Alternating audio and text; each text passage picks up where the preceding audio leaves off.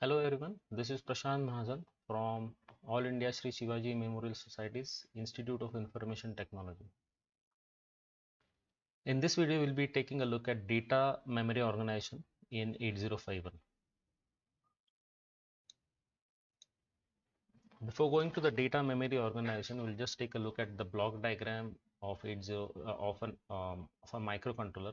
Now there is a block which is an ALU, which is arithmetic and logic unit. You have register unit, control unit, IO interface, and memory.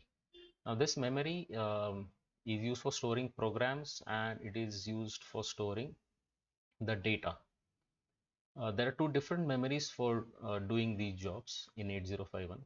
So the memory which is used for storing the program is called as a program memory, and the one which is used for storing data is called as a data memory. So 8051 has one program memory, and you also have a data memory which is RAM. Program memory is of type ROM or EEPROM.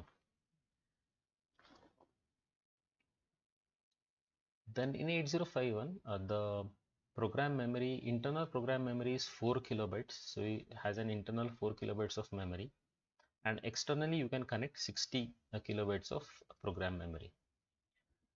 If a programmer does not want to use the internal program memory, the complete 64 kilobytes of program memory can be externally interfaced with 8051. As far as the data memory is concerned, it has 128 bytes of internal data memory. And apart from this internal data memory, 64 kilobytes of external RAM, that is data memory, can also be interfaced with 8051. Whatever you are seeing over here is an internal 128 bytes plus the SFR area. So this is internal to 8051 and this is external memory. And now this is an internal RAM organization of 8051. So the 128 bytes of internal memory is divided into three parts: register bank area, bit addressable area, and the scratch pad RAM. Now the register bank area, it is a 32 byte segment. The starting address is 00 and it ends at 1FH. It has four register banks: bank 0, bank 1, bank 2, and bank 3. And in each bank there are 8 registers, R0 to R7. Now these names are same in all the banks. Each register has a unique address. So R0 in the bank 0 is having an address of 00, R0 in bank 2 has an address of 10. So unique addresses are there for each registers. The register can be addressed by its name, like R0, R1, R2, R3, R4, R5, R6, and R7, or by its addresses. The addresses, if you see, are unique, but the names are not, because R0 is in bank 0 as well as it is in bank 1. So if you're working with the names, you need to select a particular bank so that correct register can be addressed. By default, bank 0 is selected. So this is a 32 byte segment of register bank.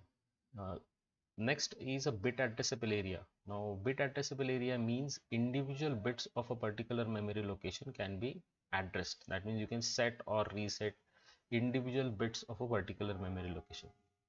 The starting address is 20H and ending address is 2FH. So there are 16 bytes of bit addressable area. Each memory location has 8 bits, and they are given addresses from 00 to 07 for the first memory location, 08 to 0F for the second memory location, which has an byte address of 21H. So the addresses span from 00 to 7F. Now if you take a look, you can find addresses 00 over here, as well as an address 00 as a address of R0.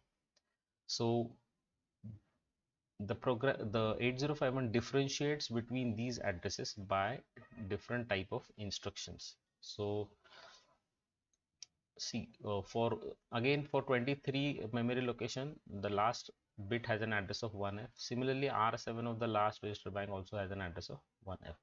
So if you're working with byte addressable memories, then or rather if you're using an instruction which is a byte level instruction, then all the byte level addresses will be used. If you're using bit level instructions, the individual bits will be addressed. Suppose if I write down a byte level instruction as, say, move a comma 00. Okay, so this is a byte level instruction. So this will copy a data from 00 memory location, which is this memory location, the first one over here, to accumulate 00 of this memory location to accumulator. So this address is of R0. Now this is a byte level instruction. If you use a bit level instruction, suppose say instruction is, if I write down an instruction setb00, now this is a bit level instruction. So obviously the address which is written in the instruction will be the bit address. So in that case, now the first bit of a memory location 21H will be set by this instruction. Okay, so the different addresses are used by different type of instructions. Byte level instruction will use byte addresses, bit level instruction will use the bit addresses. So this is a same diagram which has one more component, which is the special function register area. So the shaded portion now is 128 bytes of internal data memory, and the memory from 80 to FF is an area in which there are special function registers. So all the special function registers are clubbed together and placed into this memory location. So we'll also see this particular memory location, the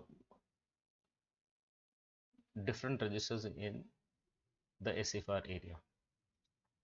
So this is an map of all the special function registers. The addresses start from 00 and they go up to FF. And then there are 21 special function registers in 8051, out of which 11 are bit addressable. So all the registers which have a star over after the name, those are bit addressable registers. Bit addressable register means individual bits of these registers can be set or reset. All the other registers are byte addressable, so you cannot individually set and reset a particular bit in that particular registers. You need to load the complete 8-bit number into that particular registers. So this is as far as the internal RAM organization is concerned for 805. Thank you.